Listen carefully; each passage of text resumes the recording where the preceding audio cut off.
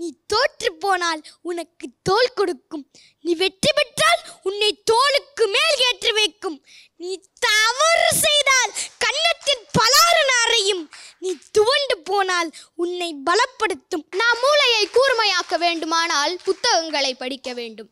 யாரெல்லாம் இன்று புத்தகத்தை நோக்கி தலை குனிகிறார்களோ அவர்களெல்லாம் நாளை இந்த உலகத்திற்கு முன் தலை நிமிரலாம். ஒவ்வொரு முறையும் நம் பேச்சிற்கு உயிர் கொடுக்கும் இந்த ஒளிவாங்கிக்கு இன்று ஒரு நாள் மட்டும் நாம் உயிர் கொடுத்தால் அது என்னென்ன பேசும் என்பதை சற்று நேரம் கேளுங்கள். ஐயா, இப்போ நீங்கள் ஒருத்தருக்கு ஒருத்தர் பார்த்துக்கிட்டிங்கன்னா எப்படி ஹலோ சொல்லுவீங்க? கை குலுக்கி தானே ஹலோ சொல்லுவீங்க. ஆனால் என்ன பார்த்தா மட்டும் என் மண்டையிலேயே தட்டி தட்டி ஹலோ ஹலோன்னு சொல்கிறீங்க. இது நியாயமா? கல்விக்குரிய கலைமகளே, கலைகள் பலபல எமக்கருளே, செல்வம் கொளிக்கும் திருமகளே, சிறப்பாய் வாழ்ந்திட இவர்களுக்கு அருளே, வலிமைக்குரிய மலைமகளே, வளமுற திருவருள் புரிந்திடுவோம், தலையால் வணக்கம் புரிந்திடுவோம், தயவாய் காத்திட மூவருமே என்று கலைமகளையும் மலைமகளையும் அலைமகளையும் இந்த குழந்தைகளின் கைத்தட்டல்களோடு உங்கள் வீட்டு வரவேற்பறைக்கு அழைத்து வருகின்றோம். முதல்ல நம்முடைய பண்பாட்டு வழக்கப்படி சித்திரை தொடங்கி பங்குனி வரை 12 மாதமும் பண்டிகைகள் உள்ள ஒரே சமூகம் நம்முடைய தமிழ் சமூகம்தான். இந்த 365 நாளும் மனிதன் உழைத்து களைத்து விடுகின்றான். இந்த உழைத்து களைத்த மனிதனுக்கு அந்த சோர்வை நீக்கி உற்சாகம் தந்து புதிய தெம்பை, ஒரு புதிய ரசாயன மாற்றத்தை தருவது எது? பண்டிகைகளும் திருவிழாக்களும் தான். இந்த நான் நினச்சி பார்க்குறேன், திருவிழா அப்படிங்கிற வார்த்தையை அப்படியே திருப்பி போட்டு படிங்க. நீங்கள் தான் நல்லா படிப்பீங்களே. திருவிழா அப்படிங்கிற வார்த்தையை திருப்பி போட்டு படிங்க. விழாதிரு விழாதிரு விழாதிரு. மனிதன் வீழ்ந்து விடாமல் இருப்பதற்குத்தான் இந்த பண்டிகைகளும் திருவிழாக்களும் கொண்டு வந்தார்கள். இந்த அற்புதமான இந்த சரஸ்வதி பூஜை மற்றவங்களுக்கு எப்படியோ தெரியாது, எனக்கு ரொம்ப பிடிச்ச ஃபெஸ்டிவல் அதுதான். ஏன்னா அன்றைக்கி தான் படிக்கவே வேண்டாம். நான் சின்ன வயசில் சாமிகிட்ட வேண்டிப்பேன், வாரம் சரஸ்வதி பூஜை வராதா? ஏன் வருஷத்துக்கு ஒரு தடவை வருது? ஏன்னா அன்றைக்கி தான் நம்ம படிக்கிற பாட புஸ்தகத்தை சரஸ்வதி படத்துக்கு முன்னாடி வச்சு சந்தனம் வச்சு குங்குமம் வச்சு பூ போட்டு சாமி கும்பிடும். ஏன் அன்றைக்கி ராத்திரி சரஸ்வதி அதற்குள்ள வாசம் செய்வதாக நம்முடைய முன்னோர்கள் ஐதீகம் சொன்ன நல்ல நாள் இந்த சரஸ்வதி பூஜை பெருவிழா. இந்த பள்ளி குழந்தைங்களோட கொண்டாடுற திருவிழா இருக்குது பாருங்கள். அந்த பள்ளிக்கூடத்தின் நினைவு நாடாக்களை ஒரு ஃப்ளாஷ்பேக் மாதிரி நீங்கள் திரும்பி பார்க்குறதே ஒரு மகிழ்ச்சி தான். ஒன்றும் இல்லை சார், நான்லாம் சின்ன வயசில் இந்த மாதிரி பாட புஸ்தகத்திலேயே மயில் வச்சு அரிசி போடுவேன், குட்டி போடும் சினையாக இருக்கும்பாங்க. பழைய புஸ்தகம்தான், புது புஸ்தகம் வாங்கியே தரமாட்டாங்க. ஏதாவது ஒன்று கொடுத்துட்டா அந்த ஸ்மெல்லை மோந்து பார்ப்போம். அப்போல்லாம் கிரிக்கெட்டு 10 பேர் விளையாடுவான், மற்றவெல்லாம் விளையாட முடியாதுல, இதுலேயே பிரித்து நம்பர் 4 வந்தால் 4, 0 வந்தால் அவுட்டுன்னு இந்த புத்தகத்தை வச்சு 1000 விளையாட்டு பள்ளி காலத்தில் மட்டும்தான் நாங்கள் விளையாடினோம். அந்த புத்தகத்தையே வழிபடு பொருளாக மாற்றக்கூடியது தான் அந்த சரஸ்வதி பூஜை நன்னாள். நவராத்திரின்னு எல்லார் வீட்லேயும் கொலு வச்சுருப்பாங்க. அந்த கொலுவில் கூட படியில் கூட பாரம்பரியத்தை காட்டுவது தமிழ் பண்பாடு. 9, 7, 5, 3, 1ன்னு. அதுவும் பொம்மைகள் இஷ்டத்துக்கு வச்சிட முடியாது. ஊர்வனை, பரப்பனை, மகான்கள், அப்புறம் தசாவதார செட்டு, அதுக்கு மேலே கும்பம் வச்சு இப்படி படிப்படியாக வச்சு 9 நாள் நவராத்திரி கொண்டாடுவோம். அம்பிகைக்கு 9 ராத்திரி, அப்பாவுக்கு ஒரே ராத்திரி சிவராத்திரி. அதனால்தான் வீட்டில் சொல்லுவாங்க, நான் 1 சொன்னால் 9 சொல்கிறேன்னு. உங்களுக்கு தெரியும், உடனே பார்க்குற ஆராதனா நம்ம வீட்டில் நடக்கிறத ஐயா அப்படியே சொல்கிறாரு. ஆமாம், எங்கள் அப்பா ஹாய் அப்படிம்பாரு, அதுக்குள்ளே எங்கள் அம்மா என்ன வேணும் ஏது வேணும் அப்படின்னு ஒரு 9 சொல்லுவாங்க. அதனால்தான் பெண்களுக்கு 9 நாள் கொண்டாட்டம் நவராத்திரி, ஆம்பளைகளுக்கு ஒரே நாள் சிவராத்திரி. நீங்கள் நல்லா தெரிஞ்சுக்கங்க.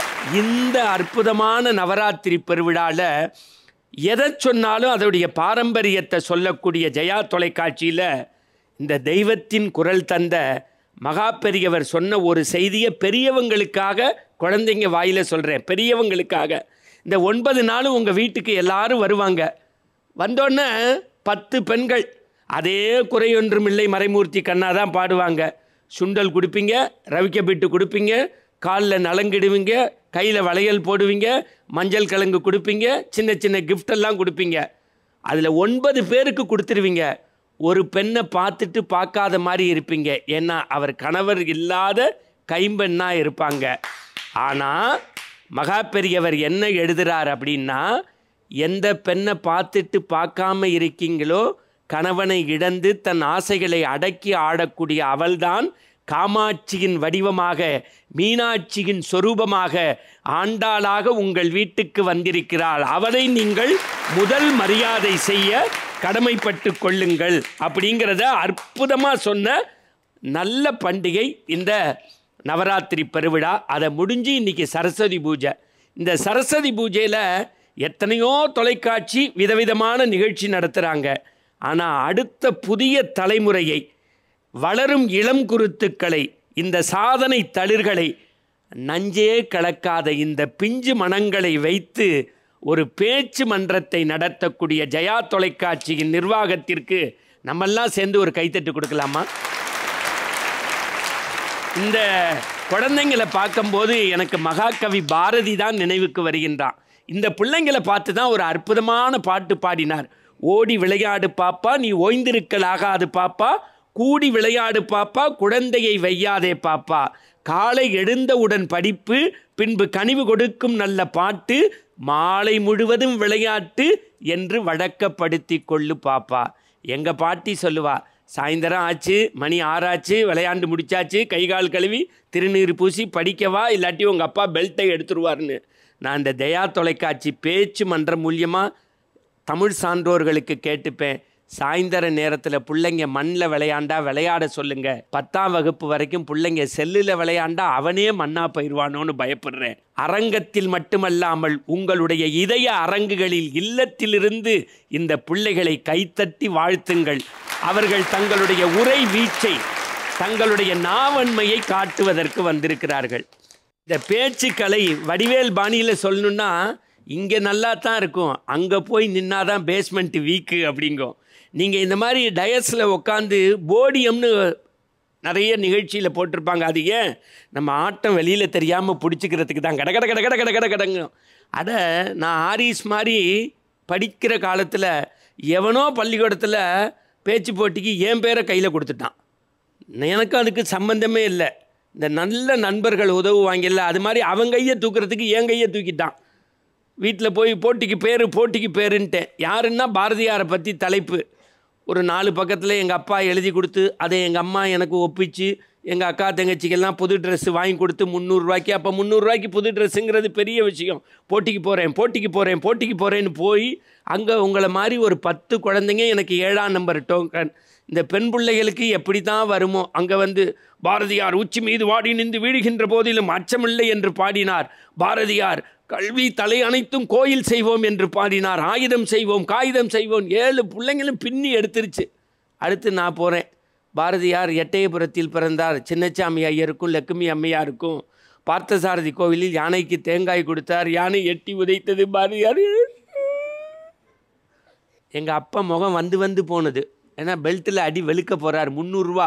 போட்டிக்கு போகிறேன்னு. ஆனால் அந்த நடுவர் நல்ல மனுஷன், அருமையாக சொன்னார். 10 பேர் பாரதியாரை குறித்து பேசினீங்க. ஆனால் 3வது பரிசு ஸ்ரீமதி அப்படின்னு ஒரு பெண்ணுக்கு, 2வது பரிசு மகாலிங்கம் அப்படின்னு, முதல் பரிசு மணிகண்டன். நாங்கள் எனக்கு ஹார்ட் அட்டாக்கே வந்துருச்சு. அதுக்கு அவர் ஒரு விளக்கம் கொடுத்தாரு. 10 பேரும் பாரதியாரை பற்றி பேசினாலும் தம்பி மணிகண்டன் தான் என்றைக்கோ இறந்த பாரதியாரை இன்றைக்கும் நினைத்து அழுது பேசினாரே, அதற்காக முதல் பரிசுன்னாரு. அப்படி தான் நான் பேச தொடங்கினேன். நான் பாரதியார் செத்து போனதுக்காக அழுகலை, மறந்து போச்சேன்னு அழுதேன். ஆனால் இப்போ மேடையாக பிறரை பேசி அழ வச்சுக்கிட்டு இருக்கோம். ஒரே வரியில் சொல்வான், கற்கை நன்றே பிச்சை புகினும் கற்கை நன்றேம்பா. நம்ம ஆசிரியரை எப்படி சொல்லுவோம், எடுத்தறிவித்தவன் இறைவன் ஆவான்னு. கடவுளுக்கு சமமாக மதிக்கக்கூடிய நம்முடைய ஆசிரியர்களுக்கு ஒரு கைத்தட்டு கொடுக்கலாமே. அதனால்தான் பாரதி சொன்னான், அன்ன சத்திரம் 1000 வேண்டாம், ஆலயம் 16,000 வேண்டாம், அங்கொரு ஏழை சிறுவனுக்கு எடுத்தறிவித்தல், இதுதான்டா புண்ணியம்னா. அந்த வகையில் கலைமகள் விழாவை ஒரு பேச்சு மன்றம் என்கின்ற ஒரு மன்றத்தை வைத்து தமிழகத்தைச் சேர்ந்த பல்வேறு மாவட்டங்களிலிருந்து பிள்ளைகளை இங்கே அழைத்து வந்திருக்கிறோம். இவர்களை தயார் செய்து அனுப்பி வைத்த ஆசிரிய பெருமக்கள், பள்ளி நிர்வாகம், பெற்றோர்கள், உறவினர்களுக்கு எங்கள் நன்றிகளை ஜெயா தொலைக்காட்சி வாயிலாக காணிக்கையாக்குகின்றோம். ஒரே வரியில் தான் இவங்களுக்கு அறிமுகம். ஒரு நாட்டின் எதிர்காலம் வகுப்பறையில்தான் உருவாக்கப்படுகிறதுன்னாங்க. அப்படி உருவாக்கக்கூடிய வகுப்பறையவே மையமாக வைத்து பல்வேறு தலைப்புகளில் இந்த பிஞ்சு மனம் மாறாத பிள்ளைகள் உரை வீச்சை நிகழ்த்த இருக்கிறார்கள். என்னை பொறுத்த வரைக்கும் ஒரு நல்ல கிரிக்கெட் மேட்ச்சில் ஜெயிக்கணும்னா 11 பேர் வேணும். நல்ல ஃபுட்பால் மேட்ச்சில் மாரட்டோனா மாதிரி ஆளை வச்சு கோல் போடணும்னா 11 பேர் வேணும். ஹாக்கியில் தன்ராஜ் பிள்ளை பாலை கொண்டு போய் போடணும்னா 10 பேர் பாஸ் பண்ணணும். இப்போ இந்த 10, 1, 11 பேரும் சேர்ந்து உங்கள் இதயத்தில் விளையாட போகிறோம் தமிழால். அன்புக்குரிய பெருமக்களே, இந்த கலைமகள் பெருவிழாவில் சரஸ்வதி பூஜையில் பேச்சு மன்றம் என்கின்ற ஒரு தொடர் ஓட்டத்தை தொடங்கி வைப்பதற்காக முதலில் தன்னுடைய தமிழ் தீபத்தை ஏந்தி ஓட்டத்தை தொடங்க வருகின்றார் அன்பு குழந்தை ராஜயாழினி. உங்கள் கைத்தட்டலோடு முதல்ல வந்திருக்க ராஜயாழினிட்ட கொஞ்சம் அவங்கள பற்றி என்ன ஏதுங்கிறத உங்களோட சேர்ந்து உரையாட போகிறேன். அம்மா வணக்கம்மா. நீங்கள் உங்களுடைய சொந்த ஊர் எதுப்பா? நாகர்கோயில். நீங்கள் இப்போ எந்த ஸ்கூல்லேருந்து வந்திருக்கீங்க? வேலம்மாள் வித்யாலயா. அது எந்த ஊரில் இருக்குது? போரூரில் காரம்பாக்கத்தில் இருக்குங்க ஐயா. ஓ, சென்னையை சேர்ந்த பள்ளியிலேருந்து வந்திருக்கீங்க. இதுக்கு முன்னாடி நீங்கள் பேச்சு போட்டிகள்லாம் கலந்துருக்கீங்களா? கலந்துருக்கேன் ஐயா. சரி, உங்களுக்கு யார் இந்த பேச்சுக்கெல்லாம் தயார் பண்ணி கொடுப்பா? அம்மாவா அப்பாவா? என்னுடைய அம்மா. நீங்கள் என்ன தலைப்புலப்பா பேச போகிறீங்க? வகுப்பறை. வகுப்பறை. ஆகா, இன்னைக்கு சரஸ்வதி பூஜை. சரஸ்வதிக்கு உகந்த இடம் வகுப்பறை தான். பிள்ளைங்கள்கிட்ட உள்ள தேவையான விஷயத்தை சேர்த்து தேவையில்லாததை செதுக்கி பத்திரமாத்து தங்கமாக மாற்றக்கூடியது வகுப்பறை. அந்த தலைப்பில் ராஜயாழினி பேச போகிறாங்க. ஒரு கைத்தட்டல் கொடுத்துடலாமா? அனைவருக்கும் என் பணிவான வணக்கங்களை தெரிவித்துக் கொள்கிறேன். நான் வகுப்பறை. முன்னாடி மரத்தடியில காற்றோட்டமான வடிவத்தை கொண்டிருந்தேன். இன்று பல முன்னேற்றங்களை அடைந்து விட்டேன். ஒரு தாயின் கருவறையில் ஒரு குழந்தை இருந்த சுகத்தை அந்த குழந்தையால் சொல்ல முடியாது. ஆனால் வகுப்பறையில் இருந்த ஒவ்வொரு நாளையும் அந்த குழந்தையால் சுகமாக கூற முடியும். கருவறை, அங்கே உயிர் பிரசவம் நடக்கின்றது. வகுப்பறை, இங்கே அறிவு பிரசவம் நடக்கின்றது. நட்பு, ஒழுக்கம், மகிழ்ச்சி, அறிவு, விளையாட்டு போன்ற மகத்துவத்தை மனிதர்களுக்கு கற்றுத்தந்த பெருமை என்னையே சேரும் என்பதை நான் பெருமையுடன் தெரிவித்துக் கொள்கிறேன். தாயே, நீங்கள் கருவறை கொண்டதால் ஓரிரு குழந்தைகளுக்கு தாயானீர்கள். நான் அறிவறை கொண்டதால் 1000 குழந்தைகளுக்கு தாயாய் இருக்கிறேன். காற்றோட்டமாய் இருந்த ஜன்னல்கள் அடைக்கப்பட்டு குளிரூட்டப்பட்ட அறையாக மாறிப்போனது. பலரின் வாழ்க்கையில் வெளிச்சத்தை தந்த கரும்பலகை இன்று டிஜிட்டல் போர்டாக மாறிப்போனது. 4 செவற்றுக்குள் கட்டமைக்கப்பட்ட என்னை நீங்கள் கையடக்க பேசிக்குள் வகுப்பறையாக்கினீர்கள். கொஞ்சம் வருஷங்களுக்கெல்லாம் முன்னாடி குழந்தைங்களோட அம்மா தன்னோட குழந்தை ஃபோனை எடுத்தோன்னே இதை தான் சொல்லுவாங்க, எப்போ பாரு ஃபோனும் கைமாவே, கொஞ்சமாவது அந்த புக் எடுத்து அதில் என்ன போட்டிருக்காங்கனாவது பார்க்குறியா அப்படின்னு திட்டுவாங்க. ஆனால் இப்போ எப்போ பாரு விளையாட்டு தான், கொஞ்சமாவது அந்த ஃபோன் எடுத்து அதில் என்ன ஹோம்ஒர்க் பண்ணணும், என்ன மெசேஜ் போட்டிருக்காங்கன்னு பார்க்குறியா அப்படின்னு திட்டுறாங்க. முன்னாடி எல்லாம் ஃபோன் எடுத்தா அடி, இப்போ ஃபோனை எடுத்து படி. கொரோனா காலகட்டத்தில் பள்ளிகள் எல்லாத்தையுமே மூடிட்டாங்க. அப்போ நான் நினச்சேன், ஏதோ 1 மாதமோ 2 மாதமோ குழந்தைங்கள பிரிஞ்சு இருக்க போகிறோம், இருந்துக்கலாம், அப்புறமா குழந்தைங்கள்லாம் வந்துடுவாங்கன்னு நினச்சேன். அப்புறமா தான் புரியுது 2 வருஷத்துக்கு எந்த ஒரு பள்ளிக்கூடமுமே திறந்திருக்காது அப்படின்னு. பள்ளி மாடியின் வகுப்பறையாய் இருந்த நான் மடிக்கணினி வகுப்பறையாய் மாறிப்போனேன். நீங்கள் பள்ளியில் இருக்கும்போது உங்கள் அம்மா யாருக்குமே பிடிக்காத ஒரு லஞ்சு செஞ்சு கொடுத்துட்டாங்கன்னா யார் தலையிலடா இன்னைக்கு கட்டுறதுன்னு யோசித்து உங்கள் ஃப்ரெண்டுகிட்ட அந்த சாப்பாடு கொடுத்துருவீங்க. அவங்க எடுத்துகிட்டு வர டேஸ்டான உணவை வாங்கி நீங்கள் சாப்பிடுவீங்க. இது எல்லார் வாழ்க்கையிலையும் நடக்கிற ஒரு சாதாரணமான சின்ன விஷயந்தான். ஆனால் அதை இப்போ நினச்சி பார்த்தா கூட அவ்வளோ சுகமாக இருக்கும். என்னதான் 1000 கொடுத்து 5 ஸ்டார் ஹோட்டலில் வாங்கி சாப்பிட்டாலும் நண்பர்கள் கூட வகுப்பறையில் உட்காந்து சாப்பிட்ற மாதிரி வருமா? ரீயூனியன் ஒன்று நடத்துவாங்கங்க. அதாவது பல வருஷத்துக்கு முன்னாடி படிச்சுட்டு போன மாணவர்கள்லாம் பெரிய பெரிய ஆளாயிட்டு மீண்டும் அந்த வகுப்பறையில் வந்து உட்கார்ந்து நல்லா நேரம் செலவிடுவாங்க. ஆனால் அவங்க எல்லார் மனசுலையும் ஓடுற ஒரே விஷயம் என்ன தெரியுமா? நமக்கு இன்னும் ஒரு வாய்ப்பு கிடைச்சா மறுபடியும் நம்ம பள்ளிக்கூடத்தில் அந்த வகுப்பறையில் வந்து உட்கார மாட்டோமான்னு அவங்களுக்கு தோணும். குழந்தைகளே, நீங்கள் படிக்கும் பள்ளி பருவம் வரை உங்களுடைய நாட்களை மறக்க முடியாத நாட்களாக மாற்றுங்கள். இப்போ ஒரு மாணவனுடைய வெற்றி என்ன தெரியுமா? தாம் படித்து பெரியாளாகி தன்னோட பெற்றோர்களுக்கு பெருமை சேர்க்கிற விதமாக அவன் ஏதாவது சாதிச்சானா அது ஒரு மாணவனுடைய வெற்றி. ஆசிரியரோட வெற்றி என்ன தெரியுமா? தன்னோட வகுப்பில் இருக்க எல்லா குழந்தையும் நல்லா படித்து நல்ல மார்க் வாங்கினா அது ஒரு ஆசிரியருடைய வெற்றி. பள்ளியோட வெற்றி என்ன தெரியுமா? எல்லா மாணவர்களும் நல்லா படித்து தனித்திறமையில் நல்லா சாதிச்சாங்கன்னா அது ஒரு பள்ளியினுடைய வெற்றி. கல்வியுடைய வெற்றி என்ன தெரியுமா? ஒருத்தன் படித்து முடிச்சுட்டு அவன் வாழ்க்கையை 30 வருஷம் கழித்து பார்க்கும்போது அவன் ஒரு நல்ல இடத்துல நல்ல உத்தியோகத்தில் இருந்தான்னா அதுதான் கல்வியுடைய வெற்றி. இந்த வகுப்பறைக்குள்ள நீங்கள் ஒரு தலைவராக இருந்தால் இந்த உலகத்துக்கே தலைவராக மாறலாம். இந்த வகுப்பறைக்குள்ள உங்கள் திறமையெல்லாம் வெளிப்படுத்தினா இந்த உலகத்துக்கே உங்கள் திறமை தெரிய வரும். இதே வகுப்பறையில் ஆசிரியர் உங்களை திட்டும் போது நீங்கள் தலகுனிஞ்சு நிற்பீங்க. அப்போ கவலைப்படாதீர்கள் நண்பர்களே, ஏனென்றால் நாளை இந்த சமூகம் உங்களை தலை நிமிர்ந்து பார்க்க போகிறது என்றுதான் அர்த்தம். வகுப்பறையாகிய நான் உங்களுக்கு பாடம் எடுக்கும் இடம் மட்டுமல்ல, உங்களை பக்குவப்படுத்தும் இடமும் தான். நீங்க கடைசி நாள் பள்ளியோட கடைசி நாளை முடிச்சு போகும்போது சந்தோஷமா இருக்குன்ற பேர்ல உங்க வாழ்க்கையை அழகாக்குன என்ன நீங்க அழுக்காக்கிட்டு போறீங்க. வளர்த்த கடா மாறல பாயுன்னு சொல்லுவாங்கல்ல, அந்த மாதிரி தான் உங்களை நான் நல்லா சின்ன வயசுலேருந்து பார்த்து வளர்த்து நல்லது கெட்டதுன்னு பாராட்டி சீராட்டி எல்லாத்தையும் சொல்லி கொடுத்தா நீங்கள் இப்படி கரும்பலகையையும் அந்த பெஞ்சையும் உடச்சி அடிச்சு போகிறீங்க. இதெல்லாம் நடக்காமல் இருக்கணும்னு தான் போன வருஷம் என்ன உங்ககிட்ட இருந்து காப்பாற்றுறதுக்கு போலீஸ் அதிகாரிகளை ஒவ்வொரு பள்ளியிலையும் போட்டாங்க. ஆனால் இப்படிலாம் நீங்கள் பண்ணுறதுக்கு பதிலாக உங்களுடைய கடைசி நாள் முடிஞ்சு போகும்போது எனக்கு இந்த வகுப்பறையை கொடுத்த ஆண்டவனுக்கு நன்றி, இந்த கரும்பலகைக்கு நன்றி, எனக்கு இவ்வளோ வருஷம் பாடம் எடுத்த அனைத்து ஆசிரியர்களுக்கும் நன்றி, இப்படி எல்லாருக்கும் ஒரு நன்றியை சொல்லிட்டு போனீங்கன்னா அது உங்கள் வாழ்க்கையில் மிகப்பெரிய விஷயமாக மாறும் என்று சொல்லி வாய்ப்பளித்த அனைத்து நல்லுள்ளங்களுக்கும் நன்றி பாராட்டி விடைபெறுகிறேன். நன்றி, வணக்கம். சகோதரி ராஜயாழினி, முதல்ல நீங்கள் தான் பேசுவீங்கன்னு நான் நினச்சேன். ஆனால் இந்த பேச்சு மன்றத்தில் ஒரு வகுப்பறையே இடமாறி உருமாறி வந்து பேசியதற்கு முதல்ல கைத்தட்டு. நன்றி ஐயா. உண்மையிலேயே சொல்கிறேம்மா, உங்களை மாதிரி ஒரு வகுப்பறை இந்தியாவுக்கு எல்லா ஸ்கூல்லையும் கிடச்சிட்டா 2030 இந்தியா தாம்மா வல்லரசு. இந்த வகுப்பறையில் நாங்களும் படிக்க வேண்டும் என்று ஆசையை தூண்டிய உங்கள் பேச்சுக்கு தமிழ் வணக்கம். நன்றி ஐயா.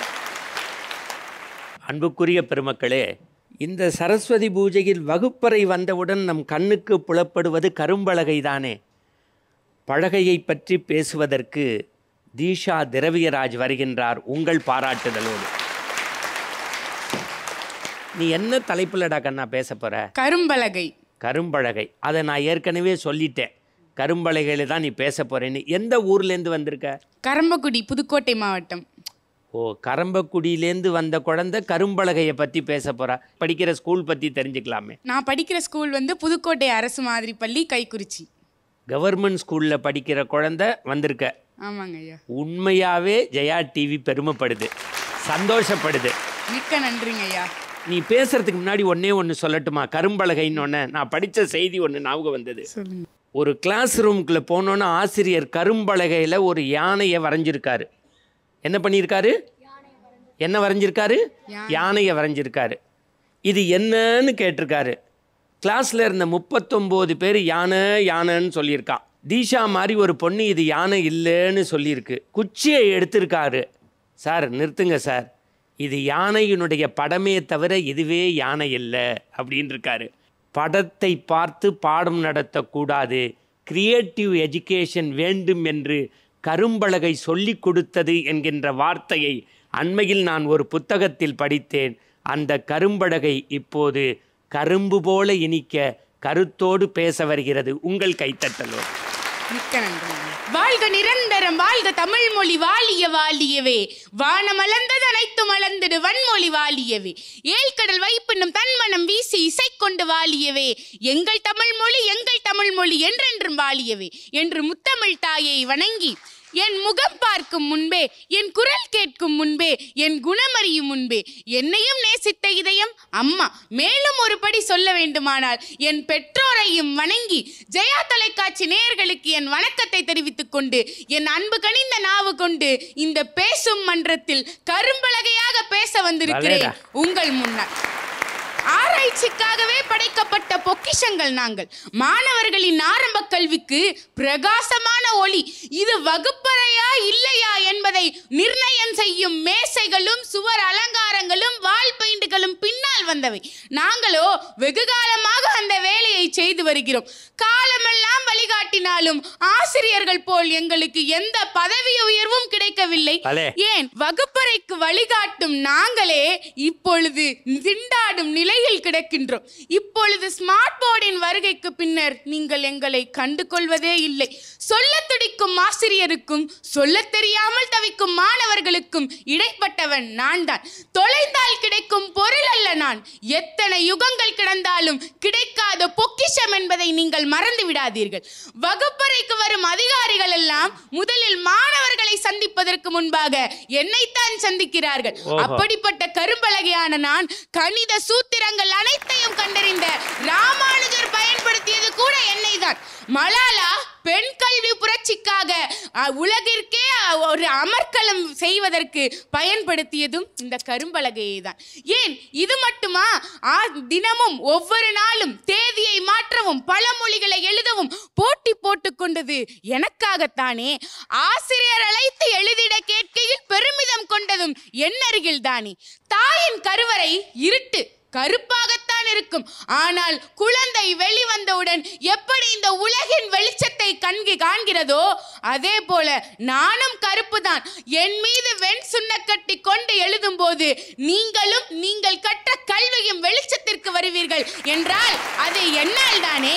ஏன் கரும்பலகை என்றால் சாதாரணமாக நினைத்து விட்டீர்களா? கடவுள் சிலருக்கு அதிகமான அறிவை தருவார், சிலருக்கு அதிகமான புகழை தருவார், சிலருக்கு அதிகமான செல்வத்தை தருவார். ஆனால் ஒரு சிலருக்கு மட்டும்தான் வாழ்க்கையில் பலரை முன்னேற வைக்கும் வாய்ப்பை தருவார். அந்த வகையில் இந்த கரும்பலகையான நானும் ஒருவன் என்பதை மிக பெருமையுடன் தெரிவித்துக் கொள்கின்றேன். இன்று வகுப்பறையில் எல்லாம் கீழ்மட்ட கரும்பலகை என்ற பெயரில் என்னை பயன்படுத்தி வருகிறார்களாம். ஏனென்றால் மாணவர்கள் என் மீது எழுதி படிக்கும் போது அவர்களின் படிப்பு திறனும் அவர்களுக்கு படிப்பின் மீது ஆர்வமும் அதிகரிக்கிறது என்ற செய்தியை கேட்கும் போதெல்லாம் என் மனம் எவ்வளவு ஆனந்தம் அடைந்தது தெரியுமா? ஆனால் இந்த மகிழ்ச்சி அடைந்த சிறிது நாட்களிலேயே ஸ்மார்ட் போர்டின் வருகைக்கு பின்னர் ஒவ்வொரு நாளும் தேதியை மாற்றவும் பழமொழிகளை எழுதுவோம் போட்டி போட்டுக் கொண்டிருந்த மாணவர்கள் எல்லாம், நான் அந்த பக்கமே வரமாட்டேன், எனக்கெல்லாம் டஸ்ட் அலர்ஜிப்பா என்று என்னை ஒதுக்கும் போது என் மனம் எவ்வளவு வேதனை அடைகிறது தெரியுமா? ஆமாம், உங்களிடம் சொல்லி என்ன பிரயோஜனம்? சாலையில் ஒரு உயிருள்ள மனிதன் விழுந்து கிடந்தால் கூட அவனுக்கு உதவி செய்வதை சமூக வலைதளங்களில் பரப்பும் நீங்கள் எல்லாம் உயிரற்ற பொருளான இந்த கரும்பலகைக்கு எப்படி உதவுவீர்கள்? ஏன் ஜங்கல் பிளாக் போர்ட் என்ற அமெரிக்காவில் வெளியான ஒரு திரைப்படம் என் பெயரை கொண்டது. அந்த திரைப்படம் அமெரிக்க இளைஞர்களுக்கு மத்தியில் எத்தகைய புரட்சியை ஏற்படுத்தியது என்று 1950 வாழ்ந்த மக்களிடம் கேட்டுக் கொள்ளுங்களேன். ஏன் ஒரு கரும்பலகையில் எழுதப்படும் எழுத்துக்களால் தான் ஆசிரியர்கள் இருள் நீக்கி அறிவின் வெளிச்சத்தை உங்கள் மீது பாய்ச்ச முடிகிறது என்பதை மறந்து விடாதீர்கள். குழந்தைகள் சின்ன கரும்பலகையில் எழுதும் ஒவ்வொரு எழுத்தும் தான் அவர்களின் எதிர்கால வாழ்வின் தொடக்கம் என்பதையும் நீங்கள் மறந்து விடாதீர்கள். என் மீது எழுதப்படும் எழுத்துக்கள் வேண்டுமானால் காலப்போக்கில் அழிந்து போகலாம், ஆனால் என் மீது எழுதப்பட்ட அறிவு பதிவுகள் என்றென்றும் அழியாதவைதான். ஏன் இது மட்டுமா, திருவள்ளுவர் 2000 ஆண்டுகளுக்கு முன்பு சொன்னார், அகழ்வாரை தாங்கும் நிலம் போல தம்மை இகழ்வார் பொறுத்தல் தலை என்று. அகழ்பவர்களை தாங்கும் நிலம் போல நம்மை இகழ்பவர்களையும் நான் பொறுத்து கொள்ள வேண்டும் என்று திருவள்ளுவர் சொல்லியிருந்தார். ஆனால் அவர் இந்த நூற்றாண்டிலிருந்து என் நிலைமையை பார்த்திருந்தார் என்றால் தன்னை அழிப்பாரை தாங்கும் கரும்பலகை போல தன்னை இகழ்வார் பொறுத்தல் தலை என்றுதான் எழுதியிருப்பார். தேய்ந்தாலும் மறைந்தாலும் மலரும் பௌர்ணமி நிலவை போல ஒவ்வொரு கடைகளிலும், மசூதிகளிலும், தேவாலயங்களிலும், கோயில்களிலும், ஏன் பொது இடங்களிலும், தெருக்களிலும் இன்றும் நான் காணப்பட்டுதானே வருகின்றேன். இந்த போலியான உலகில் எனக்கு ஒரு சின்ன வருத்தம் என்னவென்றால், ஒவ்வொரு வகுப்பறையிலும் மாணவர்கள் அமைதியாக இருப்பதற்கு காரணமே என் மீது அவர்கள் பெயர் பதிந்துவிடக்கூடாது என்பதற்காக தான். அப்பொழுது ஒவ்வொரு வகுப்பறையிலும் அமைதியை நிலைநாட்டும் எனக்குத்தானே முதலில் அமைதிக்கான நோபல் பரிசு கிடைத்திருக்க வேண்டும். ஆனால் கிடைக்கவில்லை என்ற மிகப்பெரிய இந்த சமூகத்தில் எனக்கு கோபம் உள்ளது. பிடிக்காமலேயே வருகை பதிவை மனப்பாடம் செய்த அப்பாவி நான் மட்டும்தான் என்று கூறி உங்களிடமிருந்து விடைபெறுகிறேன். கரும்பலகையான நான். நன்றி, வணக்கம். போர்டில் அதை எழுதி பேசி பார்த்துருக்கேன். ஒரு போர்டே பேசினது இன்றைக்கி தாம்மா பார்த்துருக்கேன். அதை விட கரும்பலகையோட நான் இப்போ கொஞ்சம் பேசணும். உன் பேச்சை கேட்டால் ஜெயா டிவியில் பார்த்த பேரண்ட்ஸ் என்ன தெரியுமா சொல்லுவாங்க? கருப்பு தான் எனக்கு பிடிச்ச கலரு அப்படின்னு சொல்லுவாங்க. அதாவது கரும்பலகைக்குள்ளே எவ்வளவு விஷயம் இருக்கா.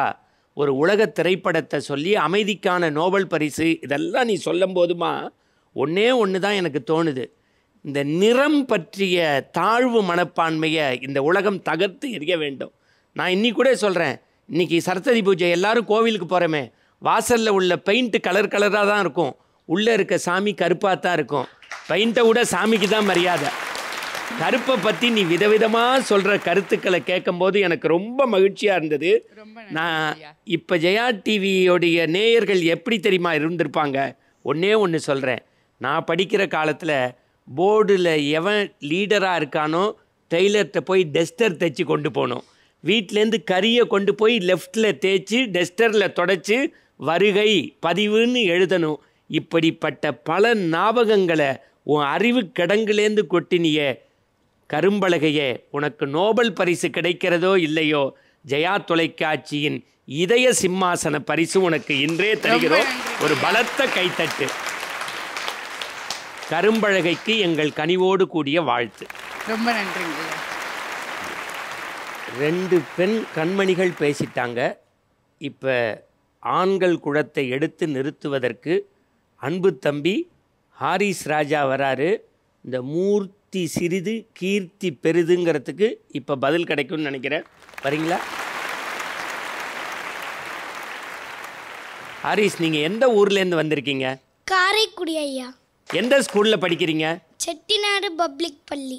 சரி, உங்களுக்கு இந்த மாதிரி பேச்சு போட்டிக்கு, இந்த மாதிரி பேச்சு மன்றங்களுக்கு தயார் பண்ணி கொடுக்கறது யார் பண்ணி கொடுப்பா? அம்மா. உங்கள் அம்மா பேர்? யாஸ்மின் ஃபரிதா. அப்பா வீட்டில் என்ன பண்ணுவார்? அப்பா கேட்பார். பாருங்க, எல்லா பேரண்ட்ஸுக்கும் நம்ம வீட்டில் நடக்கிறத ஆரிஸ் அப்படியே சொல்கிறானே. அம்மா சொல்லுவாங்க, அப்பா கேட்பாங்க. இப்போ அம்மா சொல்கிறத அப்பா கேட்குற மாதிரி ஹாரிஸ் சொல்கிறத நாங்கள் கேட்க போகிறோம். என்ன தலைப்பில் நீ பேச போகிற? நட்பு. ஹாரிஸ் ராஜாவுடைய நட்பு குறித்து கேட்க போகிறோம். ஒரு கைத்தட்டு கொடுக்கலாமா? அனைவருக்கும் சரஸ்வதி பூஜை, ஆயுத பூஜை வாழ்த்துக்களை தெரிவித்து நல் வணக்கங்களையும் உரித்தாக்குகின்றேன். ஒரு சிறந்த புத்தகம் 100 நல்ல நண்பர்களுக்கு சமம். ஆனால் ஒரு நல்ல நண்பன் ஒரு நூலகத்திற்கே சமம். சிறந்த நட்புக்கு வயது, மொழி, இனம், நாடு, சாதி எதுவுமே கிடையாது. அன்பின் அடையாளமாக மட்டுமே கருதப்படும் மகத்துவம் வாய்ந்தது. இப்படி பலரது வாழ்வின் நல்ல திருப்பங்களுக்கு அடிப்படையாக அமையும் வயதை கடந்து மனதை இணைக்கும் மிகச்சிறந்த உறவான உண்மையான நட்பின் மகத்துவத்தை ஆணித்தரமாக இங்கே எடுத்து வைக்க வந்துள்ளேன். கூட நட்பால கெட்டு போனவங்களும் இருக்காங்க, அதே போல் அழகான நட்பால நல்லா வாழ்ந்தவங்களும் இருக்காங்க. அது அவரவர் தேர்ந்தெடுப்பதை பொறுத்து. அதற்கு தானே நம் வாழ்வின் வழிகாட்டியான திருக்குறளில் ஐயன் வள்ளுவன் யாருடன் பழகணும், யாருடன் பழகக்கூடாது, எது தீய நட்பு என்று 5 அதிகாரங்களில் தெள்ளத் தெளிவாக தந்துள்ளானே. உண்மையான நட்பு எது தெரியுமா? நீ தோற்று போனால் உனக்கு தோள் கொடுக்கும், நீ வெற்றி பெற்றால் உன்னை தோளுக்கு மேல் ஏற்றி வைக்கும், நீ தவறு செய்தால் கன்னத்தின் பலாறு அறையும், என்னை பலப்படுத்தும். அந்த வகையிலே நேரில் கூட பார்த்திராத நட்பின் நம்பிக்கை. தான் இறக்கும் தருவாயில் தனக்கு அருகே தன் நண்பன் வருவான் என்று இதமுறுக்கச் சொன்ன கோப்பரஞ்சாலன் பிசிராந்தையார் நட்பு. தன் தாய் அழைத்த போது கூட வராமல் எதிரில் நிற்பது தன் ரத்தம் என தெரிந்தும் துரியோதரனுக்காக தன் உயிரை கொடுத்தது கர்ணனின் நட்பு. விவேகானந்தர் சிக்காகோ செல்வதற்கு காரணமாக இருந்தது அவருடைய நண்பர் பாஸ்கர சேதுபதி என்ற நட்பு. அதனால்தான் கடவுள் மற்ற எல்லாவற்றையும் தேர்ந்தெடுப்பதில் அடுத்தவரின் தலையீடை வைத்துள்ளான். ஆனால் நண்பனை தேர்ந்தெடுப்பதில் மட்டும் உரிமை நமக்கு மட்டுமே கொடுத்துள்ளான். பெற்றோர்களாகட்டும், ஆசிரியர்களாகட்டும், மனைவியாகட்டும் தான் சொல்வதை தான் கேட்கணும் என்பார்கள். ஆனா நண்பே மட்டும் தாங்க உனக்கு பிடிச்ச செய்டா மச்சான் நான் தோல் கொடுப்பேன் என்பான். அடி வாங்கி அடம் பிடித்து அழுது புரண்டு அம்மாவின் கால்களை கட்டிக்கொண்டு கதற கதற முதலில் வகுப்பறைக்குள் நுழையும் போது கண்ணீரை துடைத்து நான் இருக்கேல என்று சொல்லும் பள்ளி நட்புதான் நட்பின் முதல் படி. மறுநாள் அவனுக்காகத்தானே ஸ்கூலுக்கே போவோம். சண்டை போட்டு 4 நாள் பேசாம இருந்துட்டு அடுத்த நாள் எதுவுமே நடக்காது போல் வர மச்சான் போலாமா என கேட்கும் என் ஃப்ரெண்ட போல யாரு மச்சான் என்ற நண்பன் இருக்கும் வரை வாழ்க்கை சொர்க்கம் தாங்க. தோழனின் தோள்களும் மண்ணை மாடி அவன் தூரத்தில் பூத்திட்ட தொப்பல் கோடி. ஆம், முகத்தில் தெரியும் அழுகையும் சிரிப்பையும் காண்பது உறவு. அழுகைக்கும் சிரிப்புக்கும் பின்னிருக்கும் காரணத்தை கண்டறிவது நட்பு. இதோ இந்த சரஸ்வதி பூஜைக்கு தன் மாற்று மத நண்பனின் புத்தகத்தை வாங்கி கொண்டு போய் சாமி கும்பிட்டு சந்தனமிட்டு தரும் பேரமற்றது நட்பு. தனக்கு மட்டும் அல்லாமல் அடுத்தவருக்கும் கொடுத்து உதவ வேண்டும் என்ற எண்ணத்தை தூண்டுவதே நட்பு தானே. பசி என்று சொன்னவுடன் அடித்து பிடித்து சமைத்து ஊட்டி விடும் போது அன்னை ஆகிறான். துன்பங்களிலும் தோல்விகளிலும் துவண்டு விடும் நம்மை தூக்கி பிடிக்கும் போதெல்லாம் தந்தை ஆகிறான். நாள்தோறும் நாம் காணும் இன்ப துன்பங்களில் பங்கு கொண்டு நம்முடன் வாழும்போது உடன்பிறப்பாகிறான். தன் நிலை மறந்து தடுமாறும் போதெல்லாம் தோள் கொடுத்து தேற்றும் போது துணைவியாகிறான். நம்மை நோக்கி வரும் சோதனைகளை எல்லாம் சாதனையாக்க போராடும் போது அவன் கடவுளுக்கே போட்டியாகிறான். வாழ்வனைத்திலும் பங்கு கொள்வான். தனக்கென ஒரு வாழ்வு உண்டு என்பதை மறந்து அவன் மூச்சு காற்றின் நோக்கமெல்லாம் நம் புன்னகை மட்டுமே என்பான். இப்படி ஒருவரை உங்கள் வாழ்வில் சந்திக்க நேர்ந்தால் அவரை நட்பென்று சொல்லி கட்டி அணையுங்கள், விட்டு விடாதீர்கள். உலகத்தின் அதிபதியாக இருந்தாலும் ஒரு நண்பன் இல்லாவிட்டால் அவன் ஏழைதான் என்று கூறி இந்த நல்லதொரு வாய்ப்பளித்த ஜெயா டிவி குழுவினருக்கும் மதிகண்டனையாவுக்கும் நன்றி கூறி விடைபெறுகிறேன். நன்றி, வணக்கம். மச்சான், உன்னைய நான் கட்டிக்கணும் போல இருக்கு. அதுக்கு பதிலாக ஒரு கைத்தட்டு கொடுத்துட்றோம். நன்றி ஐயா. வீட்டில் 1000 சமையல் பண்ணாலும் அதில் கடுகு போட்டால் தான் சூப்பராக இருக்கும். அதுக்கு ஒரு வார்த்தை சொல்லுவாங்க, கடுகு சிறுத்தாலும் காரம் குறையாதுன்னு. உண்மையிலேயே கடுகை பார்க்கும் போதெல்லாம் எனக்கு ஹாரிஸ் தான் ஞாபகம் வராரு. ஆனால் அது காரமாக பேசியிருக்காருங்கிறது இன்றைக்கி தெரிஞ்சிருக்கு. எத்தனை பாராட்டுக்கள். இதை பார்த்து கொண்டு இருக்கக்கூடிய நிறைய குழந்தைகளை பெற்றோர்கள் சொல்லுவாங்க, தமிழ் பேச்சாளர்களுக்கே வராத ஒரு செய்தி என்னென்னா, ஐயா இறையன்பு ஐஏஎஸ் எழுதுவார், பேச்சாளர்கள் உடல் அசைவு மொழியில் கவனம் செலுத்தணும்னு. ஒரு உடல் அசைவு மொழியோட ஒரு சின்ன குழந்தை எவ்வளவு ஏற்றம் இறக்கத்தோட, உண்மையிலேயே சொல்கிறேன்யா, சரஸ்வதி இன்றைக்கி தான் ஏன் சந்தோஷப்படுவா இந்த மாதிரி ஒரு பிள்ளையை பெற்றது. கண்ணா, உன்ட்ட ஒரே ஒரு கேள்வி. இதுக்கு மேலே நட்பை பற்றி ஒரு உச்சத்தை தொட்டு ஒருத்தர் பேச முடியாது. உங்கள் அம்மா பேரும் அப்பா பேரும் தெரிஞ்சுக்கலாமா? எங்கள் அம்மா பேர் யாஸ்மின் ஃபரிதா, எங்கள் அப்பா பேர் கார்த்திகேயன். பொதுவாக உனக்கு நேரில் தானே திஷ்டி சுற்றி இருப்பாங்க. இப்போ எல்லா பெற்றோர்களும் டிவியில் உனக்கு திஷ்டி சுற்றுறாங்க. நீ 100 வருஷம் நல்லா இரு ராஜா. நன்றி ஐயா. அன்புக்குரிய பெருமக்களே, இடி இடித்து மழை பெஞ்ச மாதிரி இருக்கும். இப்போ அதுக்கு கொடை பிடிக்கிறதுக்கு யார் வரணும்? ஒரு சின்ன குழந்தை வந்தால் தான் இந்த ஹாரிஸோடைய மலையில் கொடை பிடிக்க முடியும். அப்படி தமிழுக்காக கொடை பிடிக்க இந்த பேச்சு மன்றத்திற்கு தமிழ்குடையோடு வருகின்றார் சாதிகா ஸ்ரீ. உங்கள் கைத்தட்டலோடு. கண்ணா, நீ எந்த ஊர்லேருந்து வந்திருக்க, எந்த ஸ்கூலில் படிக்கிற, அதை பற்றி சொல்ல. நான் முகலிவாக்கத்துலேருந்து வந்திருக்கேன். என்ன ஸ்கூலில் படிக்கிற? MKM மேல்நிலைப்பள்ளி. யார் உங்கள் டீச்சர் தயார் பண்ணி கொடுப்பாங்களா, உங்கள் அம்மா அப்பா தயார் பண்ணி கொடுப்பாங்களா, யார் உனக்கு பேசுகிறதுக்கு தயார் பண்ணி கொடுப்பா? அம்மா. அம்மா. எல்லாரும் அம்மா பிள்ளைங்களா இருக்கிறது எனக்கு ரொம்ப மகிழ்ச்சியாக இருக்குது. கண்ணா, என்ன தலைப்பில்டா பேச போகிற? புத்தகம்.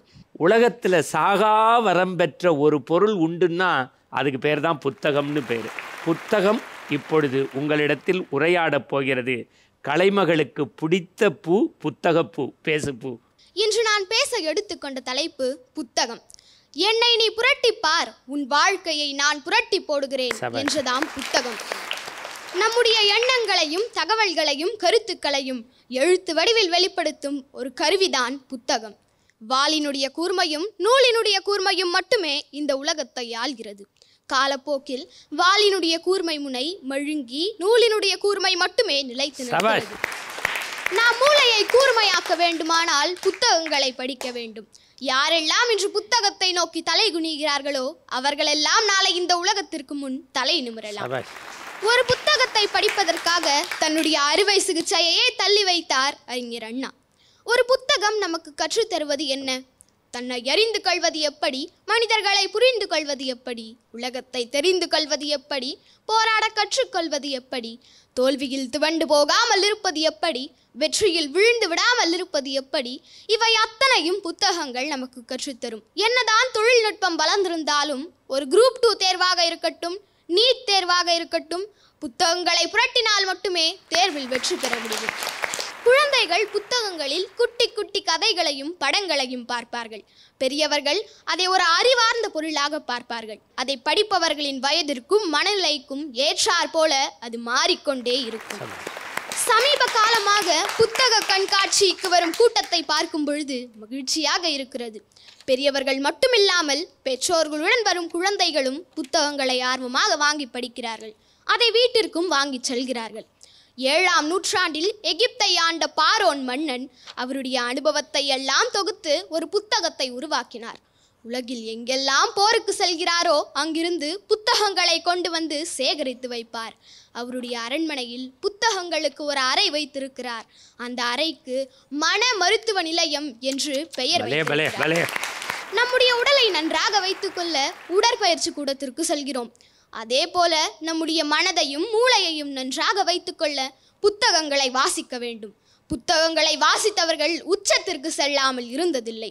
முன்பெல்லாம் ஏதேனும் தகவல் தெரிய வேண்டும் என்றால் நூலகம் சென்று புத்தகங்களை புரட்டி தெளிவுபடுத்திக் கொள்வார்கள். ஆனால் இன்றைக்கு உலகம் கைபேசிக்குள் அடங்கிவிட்டதால் நண்பன் கூகுளிடம் கேட்டு குழம்பி போய்விடுகிறார்கள். நான் கூறுவது ஒரே ஒரு வார்த்தை தான், கைபேசியை கீழே வைத்துவிட்டு புத்தகங்களை உங்கள் கையில் எடுங்கள். உங்கள் எதிர்காலம் நன்றாக இருக்கும். எனவே அனைவரும் புத்தகங்களை படிப்போம், வாழ்வில் உயர்ந்த நிலையை அடைவோம் என்று கூறி எனக்கு இந்த நல்வாய்ப்பை அளித்த திரு மணிகண்டன் ஐயா அவர்களுக்கும் ஜெயா தொலைக்காட்சிக்கும் என் நன்றி பாராட்டி விடைபெறுகிறேன். நன்றி, வணக்கம். நான் எத்தனையோ புஸ்தகம் படிச்சிருக்கேன், ஆனால் இவ்வளவு மரியாதையான புஸ்தகத்தை நான் இன்றைக்கி தான் பார்த்தேன். ஒருவேளை இன்று இரவு கலைமகள் வந்தால் இந்த பேச்சு மன்றத்து நாங்கள் என்ன கேட்போம்? அவ்வப்போது சாதிகா ஸ்ரீவின் பேச்சை கேட்க வேண்டும் என்கின்ற வரத்தை கேட்போம். அன்புக்குரிய பெருமக்களே, இதைவிட இந்த சாதனை தளிர்கள் எதை சாதிக்கப் போகிறது? உண்மையிலேயே உங்களை பாராட்டுவதை விட உங்களை தயார் செய்து அனுப்பி வைத்து புத்தகத்தை புரட்டிய உங்கள் பெற்றோருக்கும் ஆசிரியருக்கும் ஜெயா தொலைக்காட்சி பேச்சு மன்றம் நன்றியை பதிவு செய்கிறது. வாழ்த்துக்கள். நன்றி.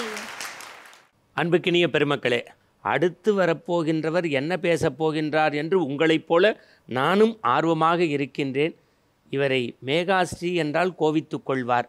வெள்ளக்கோவில் மேகாஸ்ரீயே, வாருங்கள்.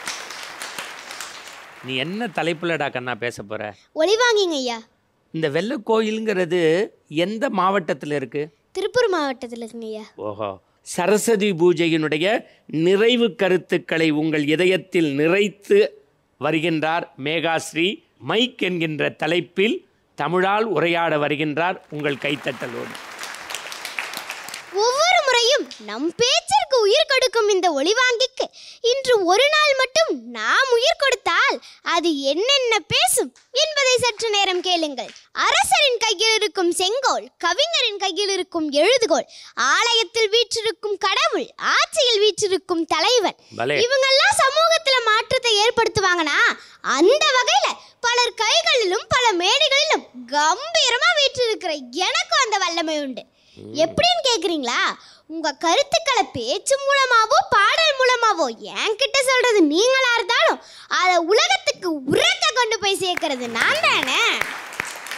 என்ன இந்த மைக்கெல்லாம் தத்துவம் பேசுதுன்னு பாக்குறீங்களா? எத்தனை மேல ஏறி இறங்கி இருப்பேன். இது கூட பேசலனா எப்படிங்க? உங்களுக்கும் சமூகத்துக்கும் இடையில ஒரு தூதுவனா இருக்கு எனக்கு உங்ககிட்ட சில கேள்விகள் இருக்குது. ஐயா, இப்போ நீங்கள் ஒருத்தருக்கு ஒருத்தர் பார்த்துக்கிட்டிங்கன்னா எப்படி ஹலோ சொல்லுவீங்க? கை குலுக்கி தானே ஹலோ சொல்லுவீங்க. ஆனால் என்ன பார்த்தா மட்டும் என் மண்டையிலேயே தட்டி தட்டி ஹலோ ஹலோன்னு சொல்கிறீங்க. இது நியாயமா? சிலர் பேசுறேன்னு சொல்லி காட்டு கத்து கத்துறாங்க, பாடுறேன்னு என்ன பாடா படுத்துறாங்க. இதையெல்லாம் விட ஒன்று இருக்குங்க ஐயா. நல்லா பேசுனீங்க அப்படின்னு பாராட்டு வாங்கும்போது பல்ல காட்டுறாங்க.